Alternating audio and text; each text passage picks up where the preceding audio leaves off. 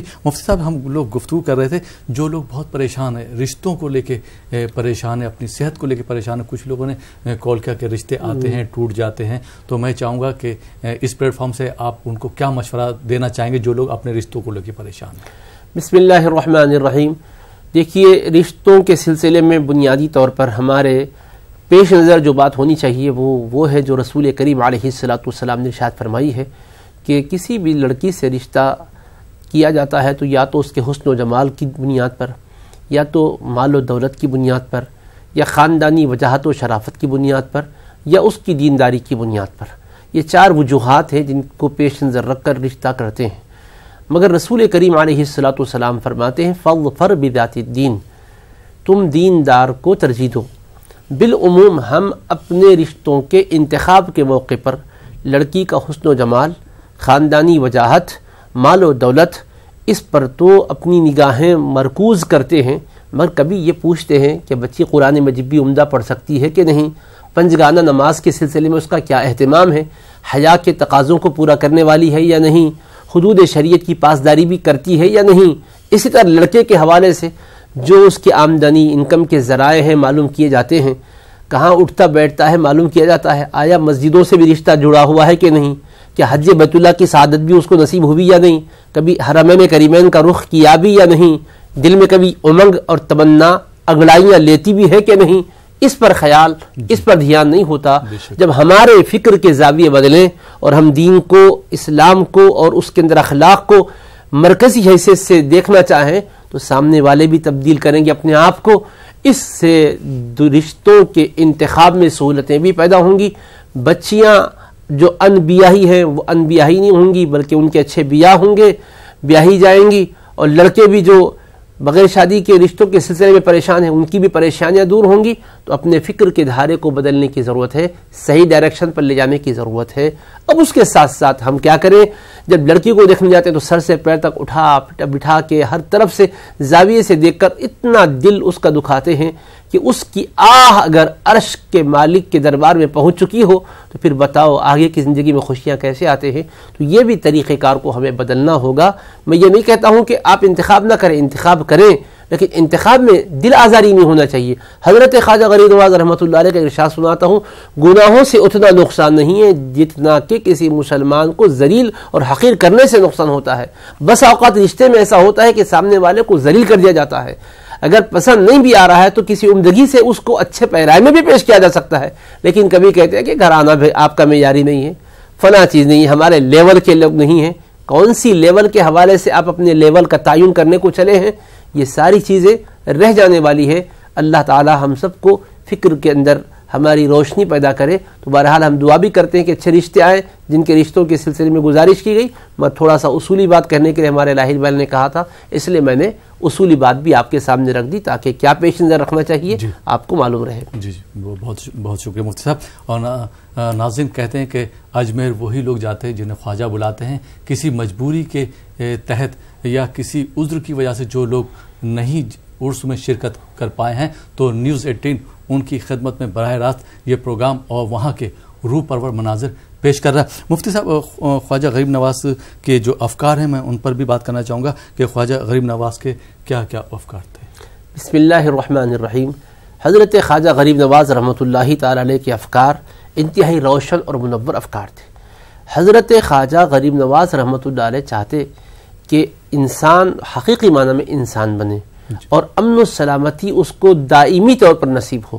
اس کے لیے آپ نے دیار ہند کا رخ کیا اور ایک اجنبی ماحول میں، اجنبی زبان میں آپ دین کا پیغام پیش کیے، اور دیکھتے ہی دیکھتے خطۂ ارض کا ذرہ ذرہ انوار توحید و رسالت سے جگمگانے لگا۔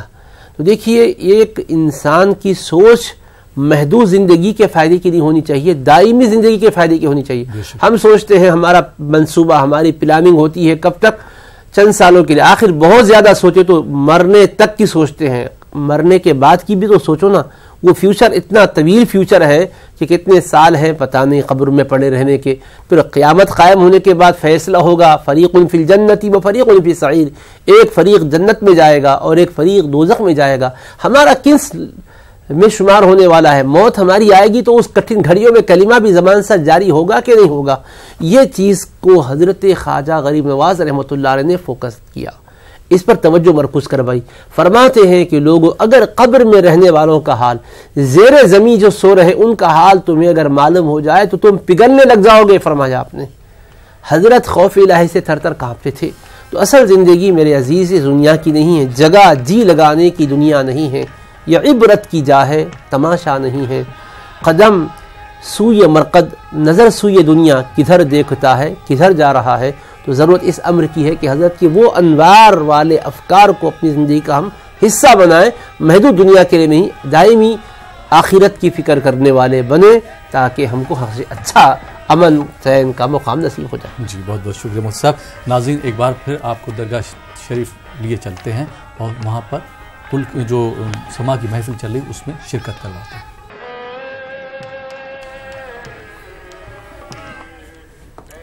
ناظرین کچھ ٹیکنیکل کچھ آڈیو کی پرابلم ہو رہی ہے, آواز صحیح نہیں قوالی کی سنائی دے رہی ہے, اسی وجہ سے ہم یہ اپنے ڈسکشن کو جاری رکھتے ہیں. جی مفتی صاحب, خواجہ کے افکار کی بات چل رہی تھی, کیا فرما رہے ہیں؟ بسم اللہ الرحمن الرحیم. میں یہ عرض کر رہا تھا کہ حضرت سلطان الہند خواجہ غریب نواز رحمۃ اللہ تعالی علیہ کے افکار انتہائی نورانی اور تابناک افکار ہیں, جن کی روشنی سے ہم اپنی زندگیوں کو منور کر سکتے ہیں. ہمیں آپ نے اللہ تبارک و تعالیٰ کی بندگی کرنے کا حسین طریقہ سکھایا, کیونکہ آپ کی بابرکت زندگی کی شروعات سے ہی ہم محسوس کر سکتے ہیں کہ کیسے ماحول میں آپ نے پرورش پائی. خاندان پاکیزہ, گھر کا ماحول ستھرا, اور پھر قرآن مجید کی شروعات سے آپ کی زندگی کا آغاز ہوتا ہے. پھر قرآن کو مکمل آپ نے ناظرے سے پڑھا, پھر قرآن کو حفظ کیا, پھر آپ نے تعلیم حاصل کی. والدین کے وصال مبارک کے بعد بھی آپ نے اپنے شوق علم کو مزید بڑھایا اور مختلف مقامات کا سفر کیا. اس کے ذریعے سے آپ نے ہمیں پیغام دیا کہ لوگوں, تم جہالت کی تاریکیوں میں بھٹکتے نہ پھرو, سب سے پہلے میرے فکر سے یہ اجالا حاصل کرو کہ ناخواندگی کو مٹاؤ, علم حاصل کرو, ایجوکیشن کے حوالے سے ترقی کرو, کیونکہ بغیر علم کے انسان کوئی بھی سفر طے نہیں کر سکتا. آپ کے پاس اعلیٰ درجے کا موبائل, اسمارٹ موبائل فون ہے, لیکن آپ کو اس کے استعمال کے طریقے نہیں معلوم, تو ایک چھوٹے فون میں اس فون میں کیا فرق. آپ صرف اتنے کہ کال آئی تو آپ ریسیو کریں گے یا کال کر سکیں گے, لیکن اس کے اندر کیا کیا چیزیں رکھی ہوئی ہے, کس طرح استعمال کر سکتے ہیں, اس کو سیکھیں گے تو پھر آپ واقعتاً اس کا اچھا استعمال بھی کر سکیں گے. ایسے اللہ نے ہمیں پیدا کیا تو ہمارے پیدا کیے جانے کا مقصد ہمیں کیا پتہ بھی ہونا چاہیے. تو حضرت نے سب سے پہلے اس بات کی طرف توجہ مبذول کروائی کہ علم حاصل کرو. میری زندگی بھی علم کے آغاز کے ساتھ ہے, تمہاری زندگی کا بھی آغاز علم سے ہونا چاہیے. تو اب اس حوالے سے اگر جائزہ لیں, میرا طریقہ کار یہ ہوتا ہے, اور اس کے موقع پر بھی میں کوشش کرتا ہوں کہ اپنے ناظرین کو اور درگاہ میں آنے والے زائرین کو یہ میسج دوں کہ خود آئینے میں اپنا چہرہ ہم دیکھیں, کوئی دکھائے اس کی ضرورت نہیں ہے. جب حضرت کا واقعہ ہم سن چکے ہیں تو ہم رک جائیں اور خود کا دیکھیں کہ ہمیں قرآن عمدہ پڑھنا آتا بھی ہے کہ نہیں, اردو اچھا بول سکتے ہیں, کوئی اور زبان اچھا بول سکتے ہیں, یہ ساری زبانیں یہاں رہنے والی ہے. اصل قبر میں تو جو زبان ہے وہ ہے قرآن کی. تو قرآن کتنا ہم عمدہ پڑھتے ہیں, اچھا پڑھتے ہیں تو خدا کا شکر کریں, نہیں تو ابھی زندگی کے جتنے لمحات باقی ہے قرآن کو درست کر کے پڑھنے والے بنے, درستگی سے قرآن پڑھنے والے بنے. اللہ کا کلام ہم سے کیا مطالبہ کرتا. حضرت سلطان الہند قرآن صرف ایسا ہی نہیں کہ صرف حروف کے ساتھ پڑھ گئے, بلکہ اس کے مفاہیم کو سمجھے, مطالب کو سمجھے. اب ہم غور کریں ہمارا رب ہم سے کیا فرمانا چاہتا ہے, اس کی ہدایات کو ہم نے کتنا سمجھا ہے. سمجھے تو خدا کا شکر کریں, نہیں تو پھر ہم اس کو حاصل کرنے کا جذبہ رکھیں. حضرت سلطان الہند ان کے افکار میں یہ بات تھی کہ نبی کریم علیہ السلام کی سنتوں کو عام کریں, احادیث کی کتابوں کا مطالعہ کرتے, احادیث کی کتابوں کا درس دیتے رہے. ہم غور کریں کہ آخر ہم نے بھی کوئی زندگی میں حدیثیں پڑھی ہے کہ نہیں, پڑھی ہے تو خدا کا شکر کریں, نہیں تو پھر اپنی اس کوتاہی کو دور کریں. اس طرح سے ایک ایک کر کے اپنے عمل کا جائزہ لیتے جائیے, وہاں سے روشنی لے کر اس کو منور کرتے جائیے. جی بہت بہت شکریہ مفتی صاحب. آئیے ناظرین پروگرام میں کچھ کالر کو شامل کرتے ہیں, دیکھتے ہیں یہ کالر کہاں سے ہیں, ان کے کیا سوالات ہیں. جی السلام علیکم. السلام علیکم. جی ہم کھڑوا سے بول رہے ہیں, چھیپا کالونی سے. جی سوال پوچھیے اپنا. جی محمودہ نام ہے ہمارا. جی ہمارے بچوں کے ایگزام چل رہے ہیں, بڑا والا لڑکا سعدیہ جی 10th میں ہے, اس کی بورڈ کی پریکشا ہے سر. جی جی تو میں دعا کی درخواست کرنا چاہتی ہوں خالد صاحب کے دربار میں کہ بچے کو اچھے سے اچھے نمبر آئے. ٹھیک ہے. اور جی ہماری دکان ہے سورت میں گجرات میں کپڑے کی جی وہ بھی ہمارے گھر کی ہو جائے, کرائے کی دکان ہے اور دوسرے کا جس میں مال ہے. ٹھیک ہے, جی بہت ہمارے بہت شوہر شکریہ. کی یہی تمنا ہے کہ ہمارے گھر کی دکان ہو جائے اور گھر کا مکان ہو جائے. ٹھیک ہے, بہت بہت شکریہ پروگرام میں شامل ہونے کے لیے. آئیے ناظرین ایک اور کالر کو شامل کرتے ہیں. جی السلام علیکم. السلام علیکم. وعلیکم السلام. جی محترم کہاں سے بات کر رہے ہیں؟ جی میں آفتاب سیتامڑھی ضلع سے بہار سے بات کر رہا ہوں آپ سے. جی آفتاب صاحب سوال پوچھیے. جی میرا نام عابد خان ہوا. ہم لوگ میرے پریوار کے پورے سدسیہ بہت تکلیف میں ہیں. میرے چاچا اور میرے بھائی لوگ سارا کے سارے جیل میں ہیں, 8-9 آدمی. اس کے لیے تھوڑا دعا کی درخواست ہے آپ سے. ٹھیک, بہت بہت شکریہ کال کرنے کے لیے. آئیے ناظرین ایک اور کالر کو شامل کرتے ہیں. جی السلام علیکم. وعلیکم السلام. درود و سلام آپ کو قبول ہو. جی بہت بہت شکریہ. محترمہ کہاں سے بات کر رہی ہیں آپ؟ میں پونا سے بات کر رہی ہوں. جی سوال پوچھیے. سلام. پیغام یہ ہے کہ ہمارے بچیوں کی شادی نہیں ہو رہی ہے اور تکلیف ہے. بچے بیمار رہتے ہیں ہمیشہ. ایکسیڈنٹ کے بعد بہت بیماری اس کو تکلیف دی ہوئی ہے. ایک ہاتھ میں اس کی بہت پرابلم ہے. اس کے لیے دعا کرو ہمارے بچی کے لیے. اور ایک بچی میری نواسی ہے, اس کو بھی شوگر وغیرہ ہو گیا ہے, اس کے لیے بھی دعا کرو. 18 سال کی ہے. ٹھیک ہے, بہت بہت شکریہ پونے سے کال کرنے کے لیے. آئیے ناظرین ایک اور کالر کو شامل کرتے ہیں. جی السلام علیکم. السلام علیکم. شوکت بات کر رہا ہوں, محمد شوکت. جی کہاں سے بات کر رہے ہیں؟ جی میں بنگلور کرناٹک سے. جی سوال پوچھیے. ہلو. جی آپ کی آواز آ رہی, سوال کیجیے. جی میں بنگلور کرناٹک سے بات کر رہا ہوں. جی سوال پوچھیے. جی سوال, میری ایک بیٹی ہے 7 سال کی. جی جی ہاں میری بیٹی ہے 7 سال کی. اس کا نام ہے آفرین. جی اس کو ٹھیک سے کھانا کھاتی نہیں ہے اور آ کے اس کی پریشانی ہے کہ کھانا نہیں کھاتی اور جو گوشت ہے وہ کھانا چھوڑ دیا. ٹھیک. اور آ کے میرا ایک چھوٹا سالہ ہے, وہ اکثر بیمار رہتا ہے. اس کے لیے دعا کی گزارش ہے. جی بہت بہت شکریہ کال کرنے کے لیے بنگلور سے. آئیے ناظرین ایک اور کالر کو شامل کرتے ہیں. جی السلام علیکم. السلام علیکم. ہیلو. جی السلام علیکم. جی السلام علیکم. جی محترمہ کہاں سے بات کر رہی ہیں آپ؟ جی بھیا ہم بریلی شریف سے بات کر رہے ہیں. جی سوال کیجیے اپنا. جی ہمیں یہ پوچھنا ہے کہ ہماری بہن اور ہم جو ہیں دونوں پڑھ رہے ہیں, تو ہماری پڑھائی میں جو ہے دعا کروائیے گا ذرا. ہم 3 بہنیں ہیں, تینوں بات کر رہے ہیں. ٹھیک ہے, بہت بہت شکریہ کال کرنے کے لیے بریلی سے. آئیے ناظرین ایک اور کالر کو شامل کرتے ہیں. جی السلام علیکم. وعلیکم السلام سر. جی محترم کہاں سے بات کر رہے ہیں؟ میں آسور گجرات بھروچ ضلع سے بول رہا ہوں. صادق صاحب. جی صادق صاحب سوال کیجیے. ہاں جی سر, آپ کو اور آپ کے مفتی صاحب کو بہت بہت خواجہ کریم نواز عرس مبارک ہو.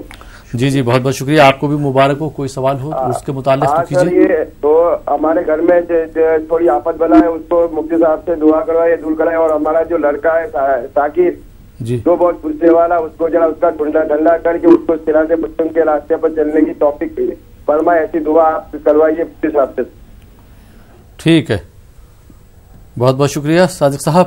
آئیے ناظرین ایک اور کالر کو شامل کرتے ہیں. جی السلام علیکم. ہلو السلام علیکم. وعلیکم السلام. جی محترمہ کہاں سے بات کر رہی ہیں؟ میں گوا سے بات کر رہی ہوں. میرا نام منیرا. جی ذرا ہمارے گھر میں پریشانی ہے, ذرا دعا کرو بابا سے. جی میرے 2 بچے ہیں اور اسکول جاتے ہیں, ذرا ان کو پڑھائی میں ذرا دعا کرو. جی ٹھیک ہے, پریشانی ہے بہت, ان کو بھی دعا کرو ذرا. ٹھیک ہے, بہت بہت شکریہ کال کرنے کے لیے گوا سے. آئیے ناظرین ایک اور کالر کو شامل کرتے ہیں. جی السلام علیکم. وعلیکم السلام. جی محترم کہاں سے بات کر رہے ہیں؟ احمد آباد سے. جی سوال پوچھیے اپنا. وعلیکم. ٹی وی کی آواز بند کر دیجیے, سوال کیجیے. جی ہیلو.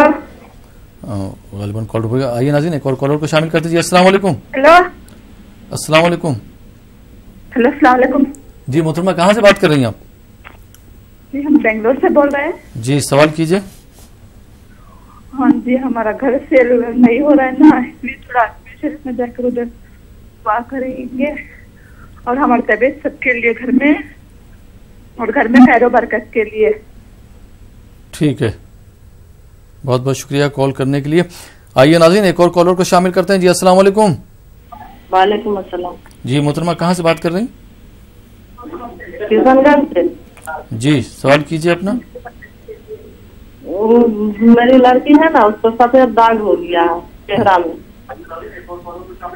जी बहुत बहुत शुक्रिया कॉल करने के लिए। आइए नाज़रीन एक और कॉलर को शामिल करते हैं। जी अस्सलाम वालेकुम। हेलो अस्सलाम वालेकुम। जी वालेकुम सलाम। मैं पूना से आलिम बोल रहा हूँ। जी सवाल। जी हमारे घर में किसी की शादी नहीं होती और शादी होने के बाद फिर डिवोर्स हो जाता है। अल्लाह रहम। हम अजमेर भी आके गए बारगाह पे, तो आप दुआ कीजिए कि हमारे बहन की जल्द से जल्द शादी हो जाए। ठीक है, बहुत बहुत शुक्रिया कॉल करने के लिए। जी मुफ्ती साहब, कई एक सवालात तो हो गए, जैसा कि आपने सुना कई सवालात ऐसे हैं कि घर में खैर व बरकत नहीं है। जी जी। तो मतलब क्या मैसेज देना चाहेंगे, क्या पैगाम देना चाहेंगे वो हमारे नाज़रीन अपनी ज़िंदगी में क्या बदलाव लेके आएँ जिसकी वजह से घर में खैर व बरकत हो? बिस्मिल्लाहिर्रहमानिर्रहीम। हज़रत नबी करीम सल्लल्लाहु अलैहि वसल्लम का इरशाद है, नौमुस सुबहती यमनउर रिज़्क़। तो सुबह का सोना, नौमुस सुबही यमनउर रिज़्क़, कि बंदा जब सुबह का वक्त नींद की नज़र कर देता है तो रिज़्क़ के दरवाज़े रोक दिए जाते हैं। तो सुबह का मतलब ये हुआ कि सुबह के अव्वलीन सातों में उठकर नमाज फजर अदा की जाए, अल्लाह की इबादत से अपने दिन का आगाज़ किया जाए। और रात खूब जागने के लोग आदी हो चुके हैं, और फिर फजर की नमाज अल्लाह की हिदायत से पढ़ने वाले तो है, लेकिन एक बड़ी तादाद हम में उन लोगों की भी है, माएँ भी शरीक है, घर के बच्चे भी बड़े भी इसमें शरीक है कि नमाज फजर रुखसत हो जाती है। जब रिस्क के दरवाजे खुल रहे हैं, रिस्क उतर रहा है, तो हम अपने पाक परवरदिगार को मनाने के बजाय अगर बिस्तर का रुख किए हुए हों, बिस्तर पर हम अगर चैन की नींद सो रहे हों, तो बताइए रिस्क के दरवाजे खुलेंगे कैसे, और रिस्क के असबाब जो अल्लाह ने दे रखे हैं उससे हम इस्तेफादा कैसे कर सकेंगे। ये एक बात हुई। तो बरकत नहीं आना, रिस्क में रुकावट आना। दूसरा ये कि कुरान मजीद में अल्लाह ने फरमाया, इस्तगफिरू रब्बकुम इन्नहु काना गफ्फारा युरसिलिस समा अलैकुम मिदरारा व युमदिदुकुम बिअम्वालिन व बनीन व यजअल लकुम जन्नातिन व यजअल लकुम अनहारा। मैंने हज़रत नूह अलैहिस्सलाम के कौल के तौर पर जिक्र किया गया। वो कहते हैं कि मैंने अपनी कौम से कहा था, इस्तगफिरू रब्बकुम, तुम अपने गुनाहों की माफ़ी मांगो अल्लाह के दरबार में। तो गुनाहों की माफ़ी का जब लफ्ज़ आता है तो हमारे जहनों में है कि हम तौबा करते हैं, ऐ अल्लाह हमें माफ़ कर दे। देखिए, एक रस्मन माफ़ कर दे बोलना ये अलग बात है, हकीकतन माफ़ी चाहना। अगर आपसे किसी का कोई हक़ रह गया है और अगर वो आपसे माफ़ी मांगे, माफ़ी चाहता हूँ, आप इतना बोलने के बाद क्या कहते हैं, क्या रस्मी जुमला तकलीफ़ पहुँचा के माफ़ी चाहता हूँ बोले तो काफ़ी है, तो नदामत चाहते हैं, आइंदा न करने का इकरार लेते हैं, फिर वाक़ईतन उसके बाद वो कभी कैसे अपनी रविश पर कायम है। तो इस्तिग़फ़ार भी इस तरह करें कि वाकई हम कसूरवार हों, आँखें हमारी अश्कबार हो, दिल हमारा बेकरार हो, परवरदिगार हमारा गफ़्फ़ार हो, इस पर यकीन कामिल रख कर बख्शिश तलब करे। तो अल्लाह फरमाता है आसमान से बारिश बरसाएगा, माल से औलाद से मदद करेगा, तुम्हारे लिए बागात रखेगा, नहरें तुम्हारे लिए जारी करेगा। तो इसमें बहुत से फ़वाइद बयान किए गए। औलाद का हुसूल भी है, घर का सुकून भी है, दिल का सुकून भी है, और फिर अल्लाह की तरफ से रहमतों के दरवाज़ों का खुल जाना भी है। तो मैं ये अर्ज़ करना चाहता हूँ कि बरकतों के हुसूल के लिए अल्लाह ने जो मवाक़े बख्शे हैं, उन मवाक़े को किसी गैर ने नहीं रोका है, खुद हमने अपने ऊपर रोक लिया है। ये रोग जो हमारा है, जिसने हमें रोक रखा है, हमसे रिस्क को रोक रखा है, वो रोग का इलाज भी हम ही कर सकते हैं। इस वजह से हमको चाहिए कि उस राह पर पलट कर आए जिस राह पर डालने के लिए सुल्तानुल हिंद यार हिंद का रुख किए थे। वरना क्या वजह थी, वो अपने मुल्क में रह सकते थे, अपने शहर में रह सकते थे।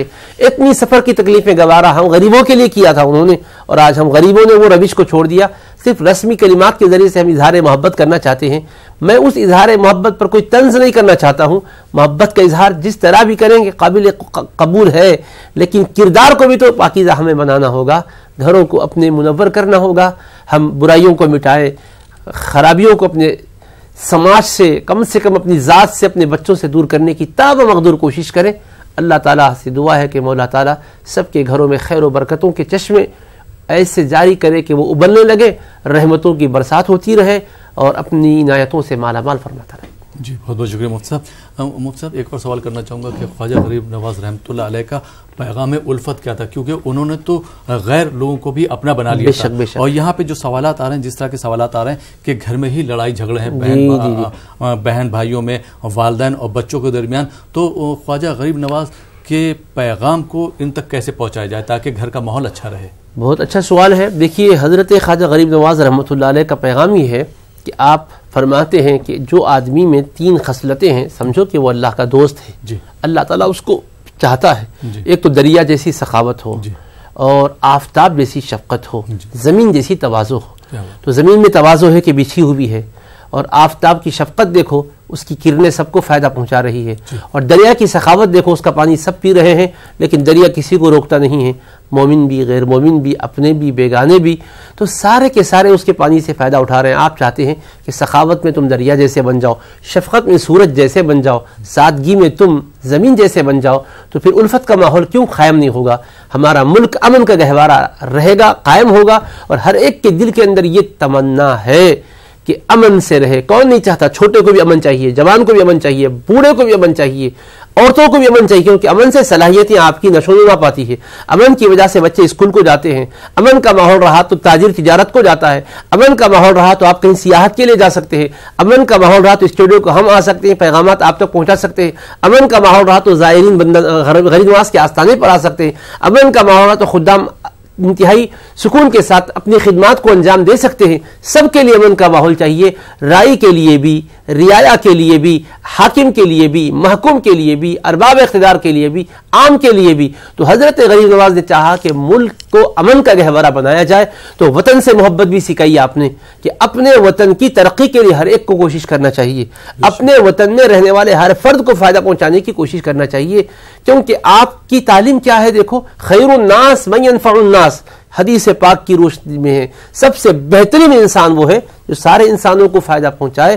تو اپنوں سے آج ذہنوں میں جو تناؤ ہے, میاں بیوی میں جھگڑا, ماں باپ اور اولاد میں جھگڑا, یہ جھگڑے سے جب تک نکلیں گے نہیں آپ دوسروں کو کیا فائدہ پہنچائیں گے؟ سارے کے سارے جھگڑے, سارے کے سارے محدود سوچوں نے ہمیں تباہ کر کے رکھا ہے. اس لیے اس سوچ سے نکلیے, بالا تر سوچ کو اختیار کیجیے تاکہ پریم کا ماحول, امن کا ماحول رہے. اور آج عرس کے موقع پہ یہ منظر دیکھ کر تو کم سے کم دیکھیے, کندھے سے کندھا لگا کر آپ چل رہے ہیں, لائن میں لگے ہوئے ہیں, کیا گورا, کیا کالا, کیا امیر, کیا غریب, کیا سلطان, کیا محکوم, ہر کوئی آدمی آگے بڑھ رہا اپنے ایک مقصد کو سامنے رکھ کر. تو یہ اتنا بڑا ڈسپلن کے ساتھ اتنا بڑا اجتماع, اور کوئی ناخوشگوار واقعہ بھی پیش نہیں آ رہا ہے. یہ انتظام کرنے والوں کی خوبی جہاں ہے وہ حضرت کی روحانی توجہ بھی معلوم ہوتی ہے. تو دیکھو اس کے ذریعے سے الفتوں کا ماحول لے کر جاؤ, اور جب اپنے گھروں کو لوٹو تو ایک پریم اور الفت کا ماحول اپنے شہر میں, اپنے علاقے میں, اپنی بستی میں ایسا ماحول بناؤ کہ ہمارے دیگر وطن کے رہنے والے باشندگان اہلیان وطن بھی دیکھیں تو یہ یقین کر لیں کہ ہاں حضرت کے عرس میں 807 سالہ عرس میں جا کر آیا ہے. انقلاب آ گیا دیکھو زندگی میں کہ الفت کے بول رہا ہے, محبت کے الفاظ بول رہا ہے, کانٹے نہیں بچھا رہا ہے, پھول بچھا رہا ہے. حضرت نظام الدین محبوب الہی رحمۃ اللہ علیہ سے, جو حضرت غریب نواز رحمۃ اللہ علیہ کے تیار کردہ خلیفہ قطب الدین بختیار کاکی کے خلیفہ, بابا فرید الدین گنج شکر کے خلیفہ ہیں محبوب الہی, وہ فرماتے ہیں جب لوگوں نے ان سے کہا حضرت لوگ آپ کے لیے بہت نامناسب الفاظ بولے, ہم بدلہ لینا چاہتے ہیں. دیکھیے ایک صوفی کی فکر کیا ہوتی ہے, اور ہم اپنے ملک کو اچھا رکھنے کے لیے کیا کریں, اس پر ایک بہت بڑی نصیحت ہے آپ کی. آپ نے کہا کہ اگر وہ لوگ غلط بولتے ہیں تو بولیں, میں تو اپنے طریقہ کار کو اچھا ہی رکھوں گا. پھر آپ نے فرمایا اگر میری راہ میں کوئی کانٹے بچھاتا ہے تو میں تو پھول بچھاؤں گا. تو دیکھیے اگر کانٹے بچھانے والا آپ کو کے راستے میں کانٹے بچھایا, آپ اگر اس کے راستے میں کانٹے بچھائے تو آپ فرماتے ہیں اس پر تم کو بھی تو چلنا پڑے گا. اب نادانی میں بچھا رہے ہو, کل کے دن تم کو بھی تو چبھے گا نا.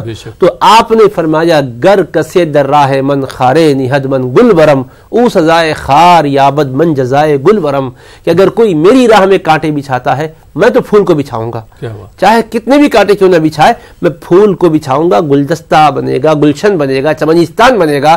اور جو مجھے دکھ پہنچاتا ہے خدا کرے کہ اس کی چمنستان حیات میں جو بھی گل کھلے وہ بے خار ہو, بے کانٹے کے ہوں. یہ ہے دعا, یہ ہے اہتمام. تو ہم اس ملک کو اپنے امن کا ملک بنا کر رکھنے کے لیے ہر ایک کو کوشش کرنا ہوگا, اجتماعی بھی, انفرادی بھی. حکومت کے ساتھ ساتھ ہر پبلک کے فرد کو بھی اس بات کی طرف متوجہ ہونا چاہیے. اور جماعت افراد سے بنتی ہے, ہر فرد یہ تہیہ کر لے گا تو جماعت میں اتحاد بھی آئے گا, اور ملک میں ہمارے باہم الفت کا ماحول قائم رہ سکے گا انشاءاللہ. ایک بہترین پیغام بھی جائے گا الفت کو. جی مفتی صاحب, یہ عرس جو ہم لوگ مناتے ہیں اس کے بنیادی اصول کیا ہے، اس پر بھی روشنی ڈالیے۔ دیکھیے اصل میں بات یہ ہوتا ہے کہ ایک اللہ کا نیک بندہ جب دنیا سے رخصت ہوتا ہے تو اس کا رخصت ہونا اللہ کی طرف سے اس کے انعام کا ہوتا ہے دن، وہ کیا کہ محنت زندگی بھر کرتے رہے، انتقال کیا ہوتی ہے بندے کو رب سے ملاتی۔ موت کا تعلق کیا ہے؟ دراصل موت انسان کو ختم کرنے کے لیے نہیں آتی ہے بلکہ ایک اور زندگی اس کی شروعات ہوتی ہے۔ یوں سمجھ لیجئے ماں کے پیٹ میں جب بچہ تھا تو وہ ایک مرحلہ تھا، اب زمین اس عالم سے منتقل ہو کر زمین پر آیا تو وہ ایک عالم سے دوسرے عالم منتقل ہوا، اب وہاں کی زندگی کا تصور الگ تھا، یہاں کی زندگی کا الگ۔ اب سمجھے یہی سب کچھ زندگی ہے، مگر اس کو جب دنیا میں آنے کے بعد پتہ چلتا ہے کہ ماں کے پیٹ میں جو زندگی سمجھا تھا وہ بالکل محدود زندگی تھی، میں اسی پر خوش تھا لیکن اصل میں بڑی وسیع کائنات میں آیا ہوں۔ اب انتقال جب ہو جاتا ہے تو اس کو یہ دنیا بڑی ہلکی نظر آتی ہے، وہ عالم بڑا وسیع نظر آتا ہے۔ یہاں تو تکلیف تھی محدود دنیا کے اندر، وہاں رضا نظر آتی ہے اللہ کی، اللہ کا انعام نظر آتا ہے، جنت کے باغ و بہار نظر آنے لگتے ہیں، جنت کے پھول کھلے ہوئے ہوتے ہیں، خوشبودار ہوائیں آتی ہے، پاکیزہ غذائیں ملتی ہے اور کوئی زحمت نہیں، کوئی تکلیف نہیں۔ پھر اس کے بعد اللہ کی نوازشیں جو شروع ہو جاتی ہے تو وہ یوم ہوتا ہے یوم عرس، یعنی خوشی کا موقع۔ جیسے نکاح کے موقع پر خوشی ہوتی ہے، اچھی طرح سے کسی ایگزام میں کامیاب ہوا تو خوشی ہوتی ہے، یہ بھی ایک امتحان تھا دنیا میں بندے کا رہنا، اس امتحان سے جو کامیاب ہو کر گزر گیا اس کو خوشی ہوتی ہے۔ اب ہم کو کرنا کیا ہوتا ہے؟ اس دن کو پیش نظر رکھتے ہوئے ان کی تعلیمات کو ہم دہراتے ہیں، ہم اس کو یاد رکھتے ہیں کہ آخر یہ اتنے کامیاب ہوئے تو کیوں ہوئے؟ اس لیے کہ وہ ان خطوط پر چلے تھے، ان اصول پر چلے تھے، تو یہ اصول کو دہرانے کا دن ہوتا ہے۔ یوں سمجھیے کہ عہد و وفا کو ہم تجدید کرتے ہیں دوبارہ، کہ ہم پھر سے ایک وفا کا عہد کرتے ہیں کہ ہم بھی وفادارانہ زندگی گزاریں گے۔ اسی لیے رسول کریم علیہ السلام نے فرمایا کہ زیارت قبور کا فلسفہ بھی یہی ہے کہ دنیا سے بے رغبتی پیدا ہو اور آخرت کی یاد پیدا ہو۔ اب دیکھنے کے بعد پتہ چل رہا ہے کہ 807 سال اتنا طویل عرصہ گزر گیا اور دوسروں کے پاس دیکھو کوئی پہنچتا نہیں، یہ کتنا ہجوم ہے اور کیسا ہجوم ہے یہ کہ ہر کوئی عقیدتوں کا نظرانہ پیش کر رہا ہے۔ ابھی آپ نے جیسے بتایا کہ ہمارے نیوز 18 اردو کی طرف سے بھی جو ہے چادر پیش کی گئی، حکومت کے ذمہ داروں کی طرف سے بھی پیش کی جا رہی ہے، ارباب اقتدار کی طرف سے پیش کی جا رہی ہے، تو یہ کیا ہے تعلق؟ کون سا ایسا مقناطیسیت کا وہاں پر ظہور ہے کہ جو دلوں کو بھی کھینچ رہا ہے، محبتوں کو اپنی طرف مائل کر رہا ہے؟ پتہ چلتا ہے کہ انہوں نے زندگی اپنے لیے نہیں گزاری تھی، اللہ کے لیے گزاری تھی، ان کا اٹھنا بیٹھنا چلنا پھرنا اللہ کے لیے تھا۔ تو اب ہم کو احساس ہوتا ہے کہ ہماری زندگی بھی اللہ کے لیے ہونی چاہیے، اللہ اس کے رسول کے احکام کے مطابق ہونی چاہیے، ہم لوگوں کو فائدہ پہنچانے والے بنیں۔ تو اس بنیاد کے ساتھ کیے جانے والے ایک عظیم ترین اجتماع اور اہتمام کی جانے والی تقریب اور انعقاد کیے جانے والے پروگرام کا نام ہے، جس کے ذریعے سے اس مقدس ولی کی زندگی کے مختلف پہلوؤں کو سامنے لایا جاتا ہے۔ ایک طرف قرآن خوانی ہو رہی ہے، کہیں منقبت پڑھی جا رہی ہے، کہیں التجائیں ہو رہی ہے، کہیں معروضات پیش کیے جا رہے ہیں، کہیں مناجات پیش کی جا رہی ہے۔ یہ سب کچھ کیا ہے؟ مختلف طریقے سے اللہ کی بندگی، اللہ کی عبادت اور اللہ کے ولی کو یاد کرنا ہے۔ اور قرآن کریم میں بھی آپ کو دیکھیے بزرگوں کے واقعات قرآن میں بیان کیے گئے، صالحین کے واقعات کا تذکرہ قرآن میں ملتا ہے، اس سے بھی احادیث مبارکہ سے بھی یہ بات ہمارے سامنے آتی ہے۔ لہٰذا ہم اس پر اپنی بنیادی توجہ مرکوز کریں کہ اس کا مقصد آخرت کی یاد دل میں پیدا کرنا ہے اور دنیا میں ہم لوگوں کے ساتھ اچھا سلوک کریں، جیسا بزرگوں نے کیا، جیسا سلطان الہند نے کیا۔ اس چیز کا اہتمام کرنے کے لیے گویا اپنے آپ کو تیار کرنا ہے۔ جی بہت بہت شکریہ مفتی صاحب۔ اور جس طرح سے ہم لوگ وہاں پہ عرس میں جاتے ہیں اور ایک دوسرے کے ساتھ اچھے سے پیش آتے ہیں، وہاں پر عبادت کرتے ہیں، اگر یہی ماحول ہم اپنے گھر کا کریں گے تو انشاءاللہ ہمارے گھر پہ بھی خیر و برکت بھی ہوگی اور ماحول بھی اچھا ہوگا۔ بہت صحیح۔ جی بہت بہت شکریہ مفتی صاحب۔ آئیے ناظرین کچھ اور کالر کو اس پروگرام میں شامل کرتے ہیں، دیکھتے ہیں یہ کالر کہاں سے، ان کے کیا سوالات ہیں۔ جی السلام علیکم۔ وعلیکم السلام۔ جی محترمہ کہاں سے بات کر رہی ہیں؟ میں دلی سے بات کر رہے ہیں۔ جی سوال پوچھیے۔ جی میرا لڑکا ہے نا، بہت خواب دیکھتا ہے الٹا سیدھا، تھوڑا وہ اندھیرے سے ڈر لگتا ہے اس کو چھاتی پر سانپ لوٹتا ہے بڑے بڑے اجگر سا، تو ڈرتا ہے، جوان لڑکا ہے، بڑی شریر سے پریشان رہتا ہے، تھوڑا آپ لوگ دعا کرتے ہیں۔ اور دوسرا سوال ہے کہ لڑکی سے میرا شادی ہے، اچھے سے ہو جائے، خواجہ غریب نواز سے آپ لوگ دعا کر دیتے ہیں۔ ٹھیک ہے، بہت بہت شکریہ دہلی سے کال کرنے کے لیے۔ آئیے ناظرین ایک اور کالر کو شامل کرتے ہیں۔ جی السلام علیکم۔ وعلیکم السلام۔ ہمارے بنتے جیل کے دفاع کرو گا۔ جی محترم کہاں سے بات کر رہے ہیں آپ؟ میں کامر تلنگانہ سے بات کر رہا ہوں۔ جی سوال پوچھیے۔ جی ذرا ہم بہت پریشان ہیں، ذرا دعا کیجیے ذرا۔ ٹھیک ہے، بہت بہت شکریہ کال کرنے کے لیے۔ آئیے ناظرین ایک اور کالر کو شامل کرتے ہیں۔ جی السلام علیکم۔ ہلو السلام علیکم. وعلیکم السلام. جی محترمہ کہاں سے بات کر رہے ہیں؟ جی میں بنگلور سے تبسم بات کر رہی ہوں. جی سوال پوچھیے. جی ہماری امی کو کمر میں درد ہے, ان کے لیے دعا کرنا تھا ہمیں. ٹھیک, اور کوئی سوال آپ کا؟ نہیں, وہی خواجہ غریب نواز کے دربار میں ہمارے گھر کے پریشان ہیں ہمارے گھر میں, اس لیے دعا کی گزارش ہے آپ سے. ٹھیک ہے, بہت بہت شکریہ بنگلور سے کال کرنے کے لیے. ناظرین آپ دیکھ رہے ہیں ہمارا یہ خاص پروگرام عرس حضرت خواجہ غریب نواز رحمۃ اللہ علیہ, اور اس پروگرام کو پیش کرنے میں تعاون کر رہے ہیں صدر لیبارٹریز, جو کہ ملک کی سب سے معروف جدید اور پرانی یونانی کمپنیز میں سے ایک ہے.